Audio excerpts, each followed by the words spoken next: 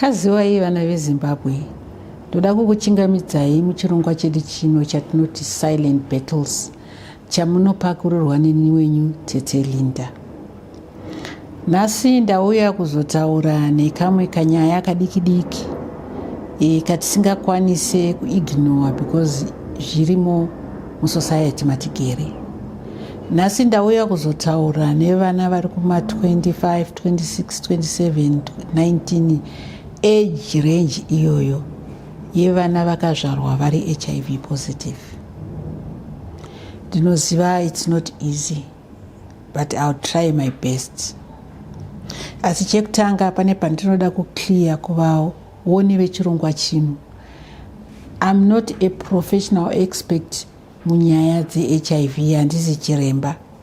Ndinongori munhu akarwara chirwere kwenguva refu, ndikadzidza zvakawanda machiri, ndikazvipira kuti ndichada kubatsira vachateera kumashure kuti zvireruke, zvisanyanyorema kana wanzi une chirwere cheHIV, zvisakuremera.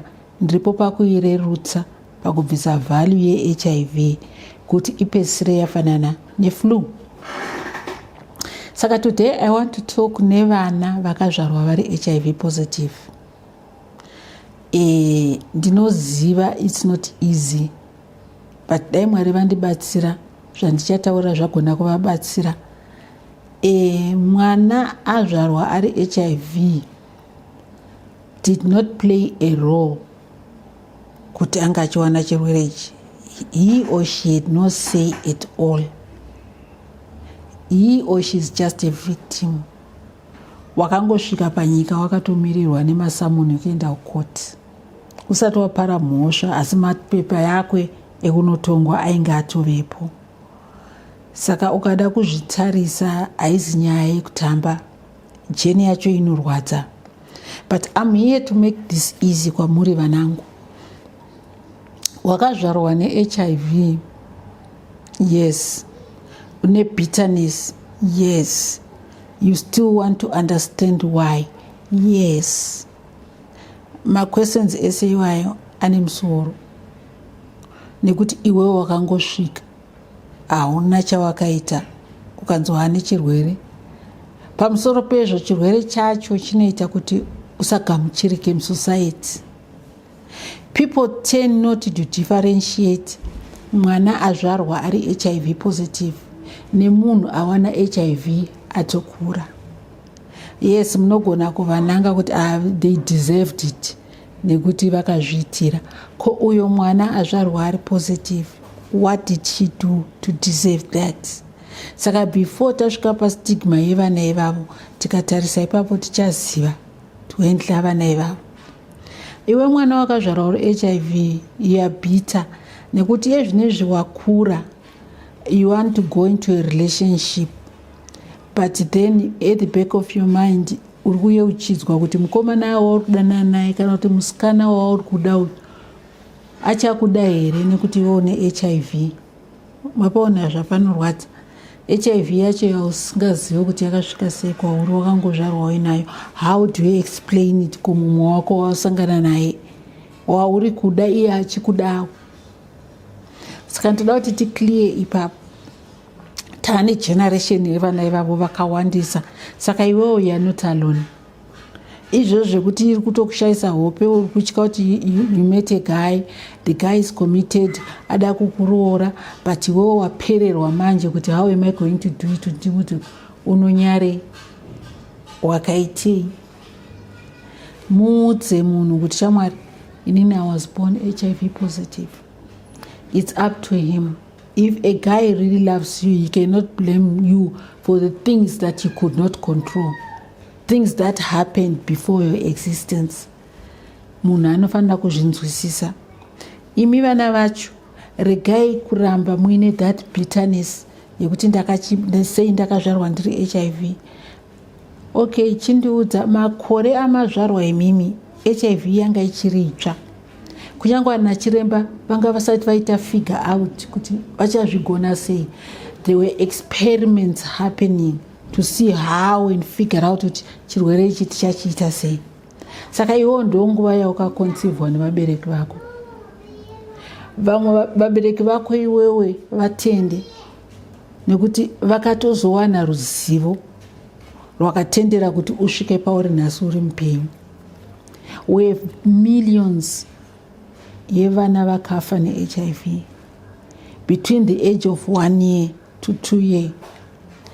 Mwana akafa, iwe you have survived, unosvika pa 25, 26, 27 yauri nhasi, but you cannot move on, you can't accept. Let me tell you something. Pane vana vakazvarwa nguva dzenyu vakashayirwa rubatsiro. Vana ivavo vakararama 2 years dzairwadza. They suffered, those kids.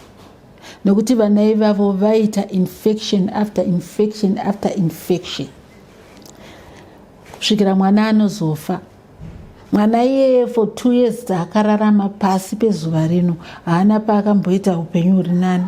Life yake yange iri kuhospital, yekubayiwa, yekunwa mapiritsi, yekuita sei, marashes, lymph nodes, loss weight. They suffered the most kusvikira vafa. Asi iwewe you did not go to that stage. Wakadarika ukasvika pauri nhasi uri mupenyu. Maita laki imimi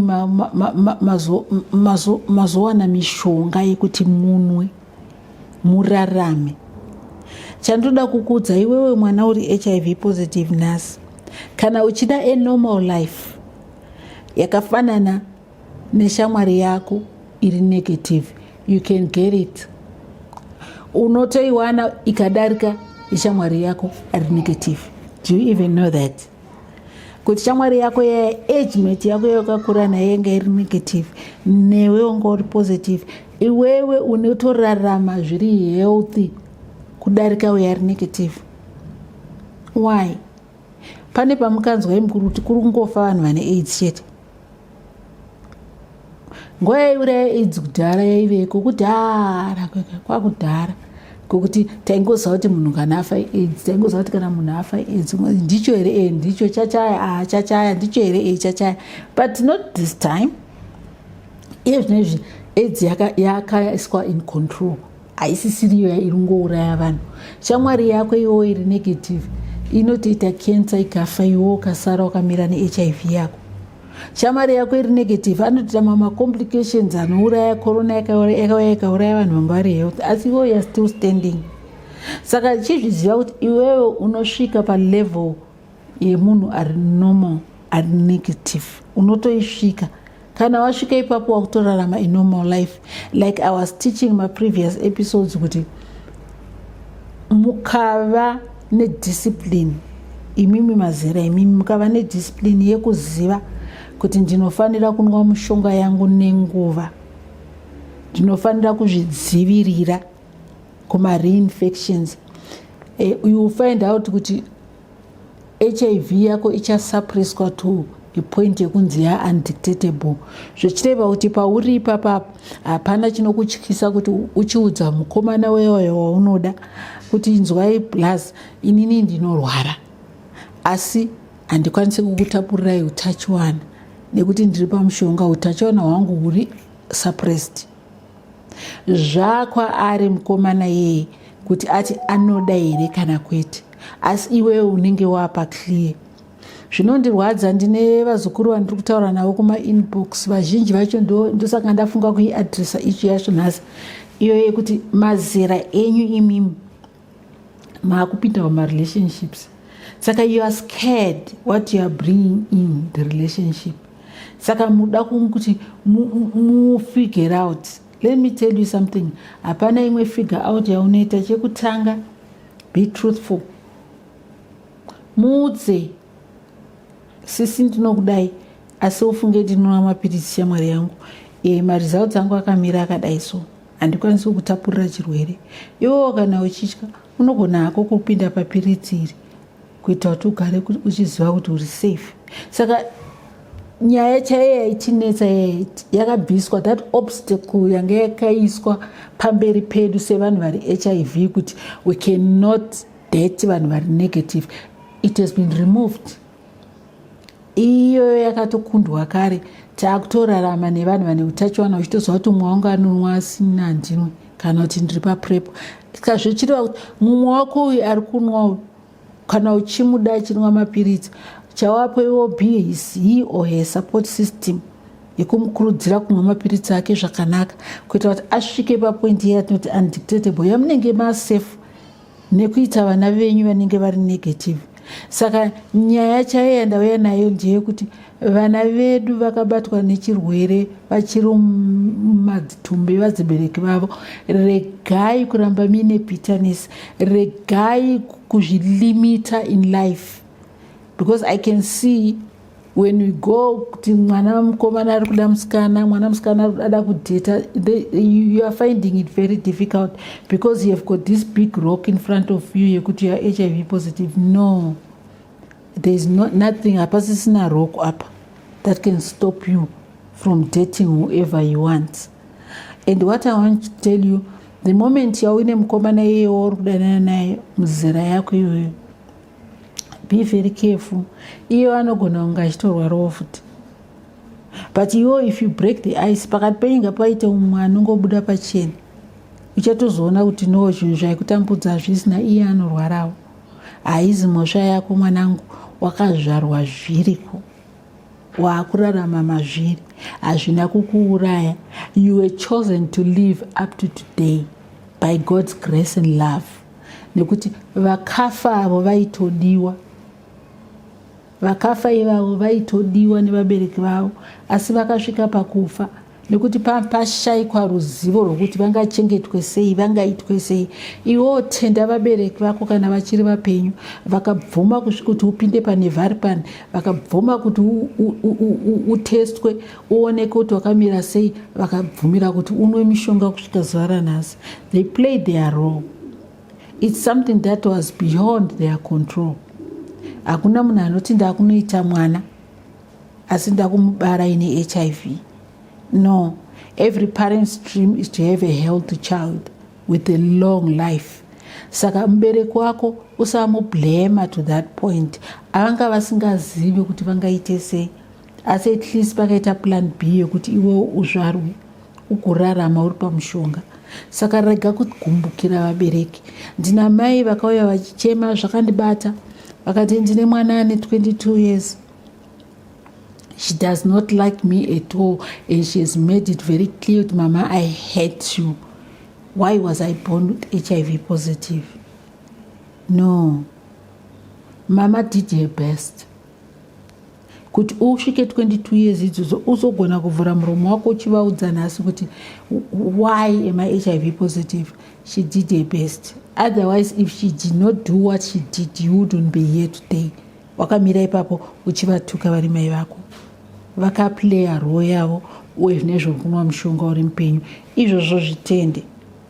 Ndo zvandoda kukudzidzisai. Vabereki vanotida, tinokudai, asi nyaya yakatiwira tisina ruzivo, asi takagona kukurerai kusvika pamuri.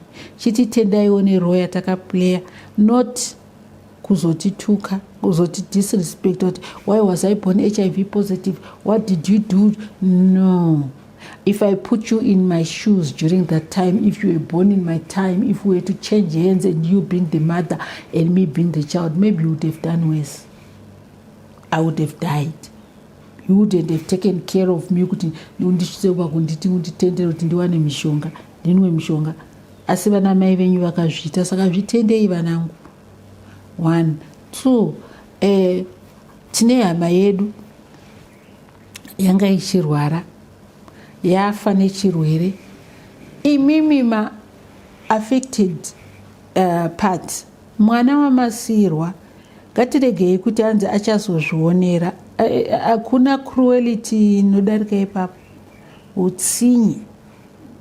Maziva kuti hama yenyu yafa, murume wacho yafa, imba yavhara, masirwa mwana imi. Mune chokwadi here mungachengete mwana muchirega kutsvaga kuti muzive kuti sezvo vabereki vafa, mwana uyu possibility yekunge ane chirwere iri about pa 80%. Ngatiende nemwana yeye kuklinikika, tonotsanangurira vana ambuya vabereki vemwana vakatisiya, mai vemwana vakatisiya, tine mwana watinaye, tingaite sei? Tinoda kuziva chimiro chake. Munotendwa nedenga mukadaro. Mwana yeye achanotariswa oonekwa kuti ane chirwere kana kuti haana. Kana zvichinge zvaonekwa kuti aiwa mwana uyu ane chirwere, mwana uchipinzwa pamushonga, hapasisina shura matongo, hapasisina dongo rinovharwa nekuti vabereki vafa. Aiwa, vana ngavapiwe mukana wekusara vachirarama. Imi veukama masirwa mwana. Zvinorwadza kuti masirwa mwana maybe kane 5 years vabereki vafa, maybe haasi kurakidza masainzi ekurwara, hamuzana chiremba. Get that child tested. Mwana ngaatestwe, mugare nemwana wamunoziva kuti akamira sei. Mwana orapwa, munenge magona basa renyu sevabereki. Kana kuti handizivi kuti kana muchichengeta mwana ane vabereki vafa, musinganotsvaga kuziva kuti vabereki zvavafa nechirwere, mwana anogona ngai nacho, munenge makamuchengeta kumirira kufa kwake here? Izvo zvinoda kuzvitaura kunemi veukama masirwa vana. Ndoda kuziva kuti veukama muchatsvaga kuti veukama vachatsvaga veukama. Nhasi masirwa mwana imiwe hama yenyu iri kurwara, hamuna action yamuri kuita kuti mwana yeye utano hwake huiswe mulaini yakanaka kuti akugona kurarama. Mazviignore kuti achazvionera paanenge akura. Chokwadi here mwana akukura agoita teenager asingazivi kuti ari HIV positive, ozoti auda kupinda murelationship ndopoudzwa kuti anorwara. Ima makazvinyarara pesapa. Kudai akazviziva at an early stage mwana uyu, akazviprepare emotionally, mentally, kuziva kuti inini vabereki vangu vakafa ndakasara nechirwere chakadai so, munenge musina kugona here? Hamuzi muri kunonokera zvinhu. Mwana kana mamusirwa, iye vana musara pavanhu, kwete musara pavana ari ega futi, semhuri garai pasi, tsvagai kuona kuti utano hwemwana hwakamira sei. Kana zvichida kuti apinde pamushonga opinda, ndo runonzi rudo. Zvinorwadza because most of the cases dzandiri kutaura izvizvi, it's religious people vanenge vachitonamata, hama yatofa, mwana atosiyiwa kumba kwamukoma, mukoma anotori deport, vari kutochengeta mwana, asi pavangotadza ndipo kuti mwana ngaende anotestwa, because vari kuavoida anything that has to do with the disease with them. Kunamata zvakatanga kunamata ukona weita rudo mwana wehama yako yakadaikana nekuita testwa, iwe uchaenda mwana wako achada hama yako inosara panyika. Saka iwe wakasirwa mwana wehama yako, mwana iye uri kutariswa una action yako wakwachakira ita zvakanaka. Shoko raMwari rinoti ukaita chakanaka wazviitira, haufariwe here kuti waita chakanaka. Vana vatinosiyirwa irresponsibility yedu, ngavatestwe. Moona kuti vana vaenda pamushonga, vachinwa mishonga. Vana ivavo ngavarege kuva chituko, musadaro. HIV semutauro wandogara ndichiita ndakaimaka nekuti ine kurwadzisa kwayakaita. It broke us mentally. Takaparadzwa neHIV nekuti vana vakasiyiwa nevabereki vakaenda makore achapinda chirwere ichi, vakatambudzika nehama dziripo. Ndo zvatiri kuti ngazvipere, ngazvipere. HIV takaikunda. You won't be surprised very soon takuwana cure yeHIV. Anytime soon inogona kuvepo. Handina kuti yapo, asi anytime soon tinogona kuita cure yeHIV. Vana votorarama upenyu. Ndinoda kutsura futi panhau yatakutinetsa mazuva ano. Zai kuti HIV vanhu vakatoishandisa enterprise tsvaga mari nayo. Ndosaka muri kuona kwakupfuka vanhu. Uye anosimuka pano anoti ndinoirapa ndinoirapa, uyo anosimuka apa anoti ndinoirapa, uyo anosimuka apa anoti ndinoirapa. To be very honest, officially HIV haisati yane cure, haisati. Ukaona munhu achikudza kuti ndinoirapa, iwo ukaenda ikoko ukanotanga ukapiwa zvawapiwa ikoko ukashandisa ukasiya mapiritsi, you are to blame for deterioration yehealth yako. Unenge wazviuraya wega nekuti HIV haina cure zvachose. And get me very well, vane vavo tinongoti varambidzwa havo kuya vachitaura, asi iwe ingoshandisa pfungwa dzako wega uite 1+2, unotoona kuti hapana chiripo. Munhu wese ari kutsvaka mari, saka munhu anotsvaka chinhu chiri mudhimandi. Saka sofa chiri mudhimandi icure yeHIV. Saka munhu akauya pano, isusu rekaiti kudzei makore edu kwakauya rainzi Mocria, raive periods, raitengeswa marare mumaavenues. I remember vanhu vachienda vachinoitenga, yaidhura Mocria iyoyo, asi hakuna munhu watoziva anonzi akarapwa nayo. Asi vanhu vakaritengeserwa piritsi, kaive kapiritsi kakapsule keyelo kadiki kadai isusu. Hakuna vanhu vakainwa vakafa vachiinwa ichisaraumba. Vakange votanga nechiya chavaiti chiAfrican potato chiya, vanhu vakachidya kana kuti vakachidi, I don't know, asi hakuna akapora nacho. Saka iwona sikuzongomuka anoti inini ndawana mushonga. Tisadaro. Tisade kucapitalize pachirwere chevanhu kuti tiite mari nacho. HIV haina treatment. Treatment iripo paHIV ma-ARVs. Vanhu ngavanwe ma-ARVs avo vachararama zvakarebesa kusvika palevel yevanhu vasina HIV. Ndo zvamwe zvandoda kuti ndidzidzise. Right. Ndodzokera kuvana vedu vaive vari kutambudzika neacceptance. Rekaunzwe mwanangu, ndo zviripo. There are certain things that we cannot change. We must pray for serenity for things we cannot change. You cannot change your status yauri. Kurwa nevabereki vako is not going to help you anyway anyhow. Nekuti uri kurwara mwanangu, you need peace. Saka gamuchirai zvamakaberekwa muri. Iye nyakukutendera kuti usvike nasi 25 years haadhakwi, ndiMwari samasimba. You were one of those chosen ones. Vakanzi naivo Mwari pachavo, denda zvarapinda, iyi mbeu nembeu inembeu ichararama. Asi iyi mbeu inembeu haina kwainoenda. Ndo vana vakatisiya kuma-80s kuma-90s vane ma2 years ma3 years. You were chosen to be alive till today. Jehovha vakazvitendera, newo zvitende. Regai kushungurudza vabereki nekuthrowa matantrums. Sometimes nanovamba namai vaiti wangu anotomboramba kunwa mapiritsi acho achidi wauri kuita emotional blackmail ndiani mai vako kuti hausi kunwa mapiritsi. Zvozodii? Upenyu ndehwani? Ndehwako mwanangu. Kana tanzi ngatinwe mishonga ngatinwei. Tichiri vadiki but chandoda kukudzidzisai idiscipline yemapiritsi. Please inwai mishonga yenyu kuitira kuti musadeteriorate pahealth. Muchiri vadiki, miri wenyu wakasimba zvekuti unogona kurwisana nezvirwere.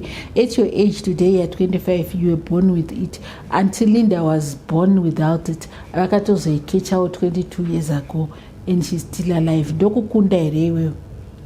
Uda kukundwa nini chemberi? Simply because you can't accept. Ndo zviripo zvekuti uri kurwara, pawanikwa mushonga, chinwa mapiritsi and live a normal life. Nekuti inotoriko yakakumirira. You are waiting to see your grandkids. Don't worry about what people say or think, because they are also worried about what you think about them as well. Tikangazvidike kukubata vanhu vazhinji vari kurwara. It's only that hazvina kunyorwa pamhanza kuti uyu anorwara uyu anorwara. Vanhu vane mahendlere avanozviita. Saka zvako hazvinyanyoshamisa. Gamuchira and have peace of mind, uchaona kuti it's not that bad. Kune vane cancer, kune vana vane leukemia chichichi vasina utano, iwo Mwari havana kukuisa koko. Kune vana vantori mahospitals vasina bvudzi, vari kurwara zvirwere zvinotyisa, asi iwo wakangobatwa neHIV chete ndobva yawanirwa futi mishonga, uye nezvori mutano uri health, ukapedzera rekurarama hospital uchinzi unorwara, hautoendi, wakachengeteka nepiritsi. Saka sei uri kushungurudza vabereki nekuzvishungurudza iwe pachako wega nekutadza kugamuchira kuti ndinorwara but ndinotorarama life iri equal kumunhu asingarwari. Chiri kurwara mauri ungoti mune virus asi rakarara, zvinoitwa neasina HIV iwo unozviita. Saka chii chiri kunyanya kukutambudza naye mwanangu? Ngatigamuchirei, tinwe mishonga yedu, tiende mberi, tichengeteke. Tine vana vatichabara, muchabara vana imi vazukuru vedu, muchazobarirwawo vazukuru venyu, muchazovataurirawo futi zvatiri kukuudzai nhasi kuti pazvakatibata taitya, asi takakunda nekuti takawana vakatibatsira vakatikurira nzira. Isu takaikura nzira iyi kuti imi mufambe pakachena. Saka chifambai, mumwe mishonga yenyu. Kana pane vane mibvunzo, ndinokumbira kuti munondibata panhamba dzamunoona dziri pamusoro apo. Uine chaunoda kubvunza, wakabarwa uri HIV, pane zvausiri kunzwisisa zviri kukutambudza, don't worry, isai mibvunzo yenyu panhamba dziri pamusoro idzo, ndinokupindurai. We are here to hold your hand. We are here to fight the battle together up to the end. Ndinotenda muve nezuva rakanaka. Kune vamwe ndine page rangu rakanzi Linda Chicks riri kuTikTok, munogona kunditeera. Kune zviri kuitika ikoko, uyai tifare, uyai tisununguke, tibvise mastress. Ndinondowanika futi ndiri paFacebook panonzi Linda Chikumbura, ndiripo, tiri kutaura. Tese ngatibatei nengoro iyo tiende, pashaya anosara. Ndinotenda muve nezuva rakanaka. Thank you.